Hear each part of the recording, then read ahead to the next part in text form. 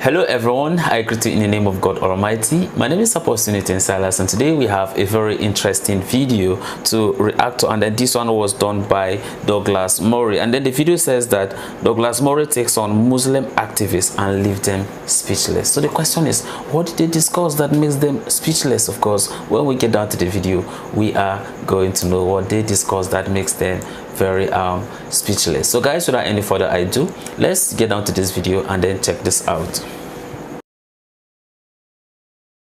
You seem to almost suggest that they come to your countries with a lesser breed of values. No, I don't think I said that at any point, and that's another time you've tried to put something in my mouth. I said, and before we got all confrontational, which you did from the get-go, I said what the problem is here is that these things are all rubbing against each other. Douglas Murray is at it again. This time, he takes on a host of Muslim activists in Qatar over immigration and the compatibility of Islam with Western culture. Douglas Murray did not hold back. Please. Hi, I'm Hamad Abahawash. I'm a senior at Georgetown University. And my question is to Mr. Douglas Murray. And before I ask my question, I just want to say, you said no sound bites, but then you said the developing world cannot move to the developed world. I don't know what that's about. I said it before. My question is, since you brought up migration from the developing world, I'd like to ask you this. Every year, the developed world sends about $300 billion of aid to the developing world, but the developing world sends back trillions in debt repayments to the developed world. Now, don't you think that this is the main reason why migrants are moving to Europe? Because money is moving out of the developing world. Wealth is leaving the developing world and moving to the developed world, to build on what Lamont Hill said. Don't you think this is why people are moving to the Western world, to the developed world? Well, no, I don't. Again, I repeat the fact there are no simple answers. And if it was simply the fact that you could, I don't know, do a debt default or something and solve the whole migration issue, then that would be great. But it just isn't the case. You think that if for instance, all African countries were allowed to default on debt, that they'd become burgeoning, flourishing societies? You think that the problem across, for instance, sub-Saharan Africa isn't just unbelievable greed and theft by politician after politician? You think that if you just wrote off the debt, that would stop being an issue and everyone would become transparent and clean in their dealings with money? I mean, the problems are much deeper than this. They're much deeper than just a simple solution like that. As, if I may just add quickly to the previous two comments, the late, very distinguished American diplomat Daniel Patrick Moynihan had a wonderful rule he came up with, known as Moynihan's Law, where he said that human rights, claims of human rights violations often happen in exactly inverse proportion to human rights violations. That is, you hear about them in the countries that are most free. And before long, you can end up with the presumption that the most free countries are the ones who are most abusive of human rights. And this happens with the case when we talk about our leaders and the ones... It's all very well. We can talk about the Trump administration. We can talk about the democracies and so on for all we like. We can all make criticisms, and we all should. But, okay, briefly, Mr. Putin, what are you going to do about him? What are you going to do about the mullahs in Iran? What are you going to do about the House of Saud in Saudi Arabia? You see, what we end up with is a situation, we go, oh, Mr. Trump. We can all do that. Believe me, I can riff on Trump all day. But again, you're being quite selective, aren't you? What are you going to do about the people you can't do anything about? Are you going to ignore them? Are you going to give them a pass? Or are you just going to enjoy beating up on the democracy? I hate to have to interrupt you. There's something called democracy, though, isn't there? Elections. Notice how the woman leading the panel thinks that she has just debunked all of what Douglas Murray has just said by simply referring to democracy. The very crux of Douglas Murray's argument is that most often developing countries tend to have less functional economic and democratic structures internally, such that just getting rid of the debt by itself would not entirely solve the migration crisis. Political instability and conflict within countries can further destabilize economies and endanger lives, pushing individuals to seek safety and stability abroad. The World Bank's reports indicate that political instability and violence significantly impact economic performance, reducing investments and hindering economic growth. This, in turn, exacerbates unemployment and poverty, pushing more people towards migration as a means of escaping untenable situations. This debate is about to get even more heated. Another question, please. So I'm going to talk briefly about, my mother's experience as an immigrant, and I want to touch here on something that Mark Lamont Hill said, this power of education and telling people how refugees fit into the wider context of economic development. Here's why I'm very skeptical about that.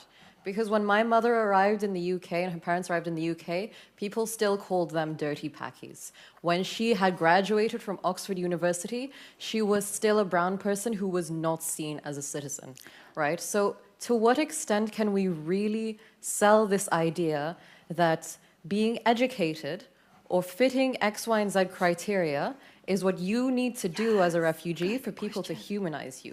The inherent problem with these people is that they don't humanize you. You can't fulfill your oppressor's criteria so that they see you as human. So how do you humanize people? Dehumanizing refugees, thank you very much. And with this, let me go to you, Douglas Murray. Because much of your argument, Douglas, seems to be about the us versus them, the fact that, you know, we have our own values, our own Britishness, our own virtues, and they will come to our shores with their values, their tradition. They come to your countries with a lesser breed of values. No, I don't think I said that at any point, and that's another time you've tried to put something in my mouth.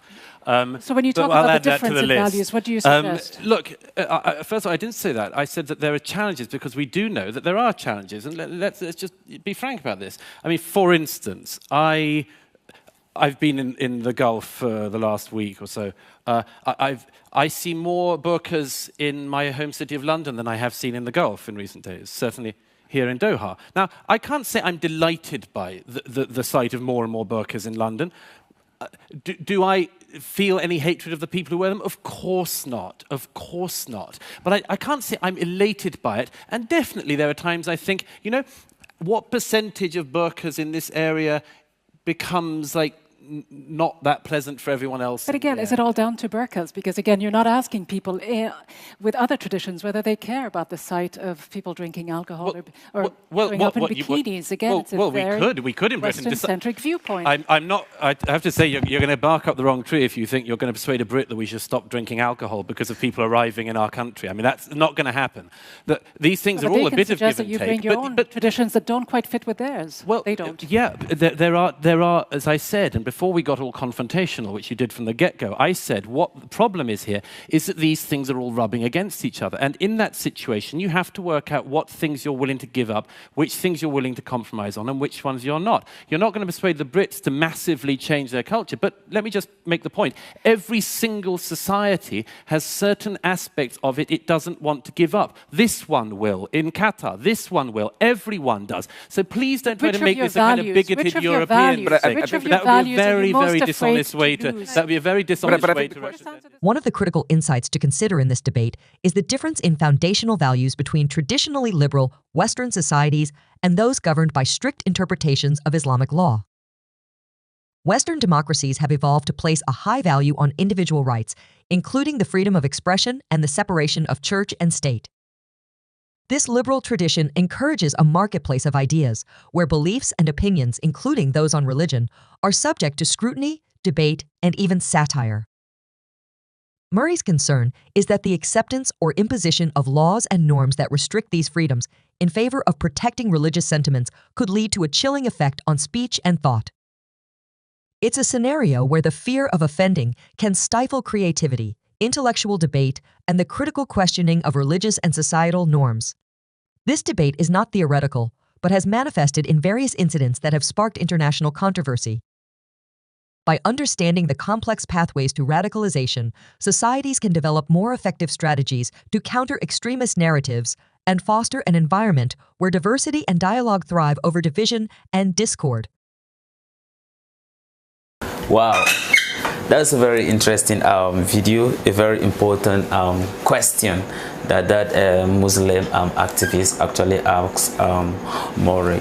But the truth about it is, let me be specific, okay? Let me be specific about some of these things and not to be very sentimental about it. Of course, I come from Africa. So let me use Niger for instance. Niger, in a sense, are blessed with uranium.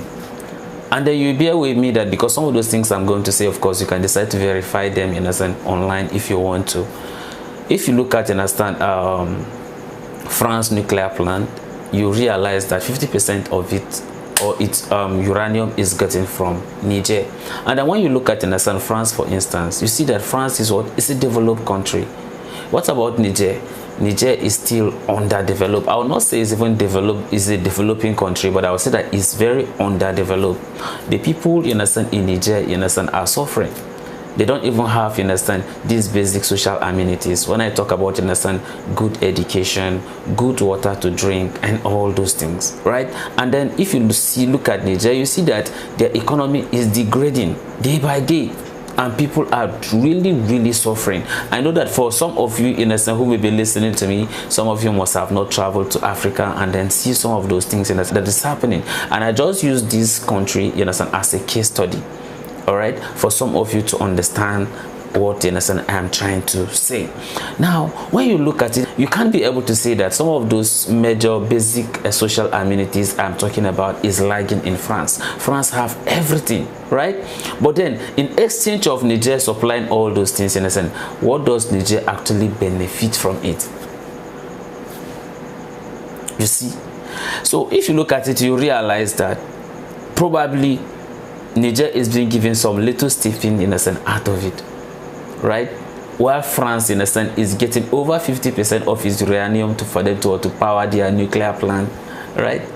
Whereas Niger are there struggling, not even having it, despite the fact that what they have the uranium, but what is happening to them? So do you now see why sometimes, you understand, it's not really about, in a sense, immigration and all those things. I'm not saying that, in the sense, for people migrating from one place to another, whether it's good or bad, but I just believe that, imagine that the Niger economy, or there's actually, in a sense, a good business between them. There's a good trade, okay, between Niger and then France, and then Niger itself, in a sense, is actually, in a sense, benefiting on this, right? Do you think that there are a lot of Niger people that want to migrate out of their country, where they already have all it takes, in a sense, to have a very better economy, or to be one of the best economy in the world? Do you get what I'm trying to say? So these are some of the things that developing countries, or all these underdeveloped countries, in a sense, are facing. I am just, in a sense, using, in a sense, Niger as a case study. Of course, you can look at, in a sense, several, in a sense, countries. You could look at, in a sense, Burkina Faso. You could get to realize that when you check it, you can verify some of this. You see that 50% of their export, in a sense, goes to France. So how do they expect such countries, in a sense, to develop? How are they going to develop? Do you understand? So those are some of the things that is really happening to some of, you understand, these countries. And I'm just using some of these African countries as an instance, and then this kind of cut across, in a sense, all the countries all over the world, especially most of the underdeveloped. And I just know that most of the underdeveloped end up, in a sense, being here in Africa, and most of the developing, in a sense, still here in Africa. And that's why in Africa you can't really mention 2 or 3 countries that are really developed. Should we just talk about only South Africa, and where again? Because Nigeria is still, you understand, developing. Do you understand? So you got to realize that most of them are developing and underdeveloped countries. Do you understand? And then you see that, you understand, the West are actually benefiting a lot, you understand, when it has to do with, you understand, Africa and then the economy. That's just the truth about it. That's why I say I don't have to be sentimental, you understand, about it. But well, I could say that, of course, the West didn't just come to Africa and be taking all these things, right?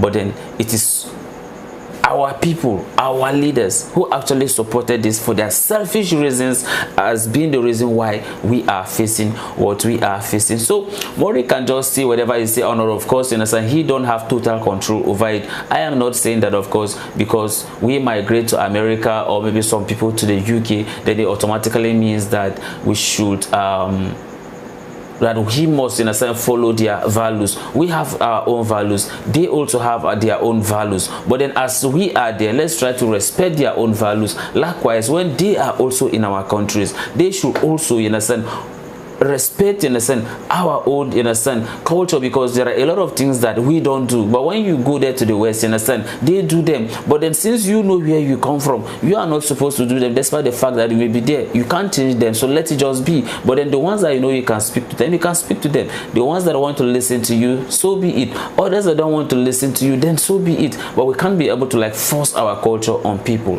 But then it's actually a very interesting one, and I know that a lot of you have thought an opinion concerning this. I wanted to drop drop it at the comment section, because this one is actually something that kind of calls for a lot of dialogue, and I hope that we will learn from one another. So this is the end of my video. If you like my reaction, you should like, share and subscribe. If you have any video you want me to react to, don't forget to drop it at the comment section and I'm going to check it out. So guys, you remain blessed and I see you in my next video.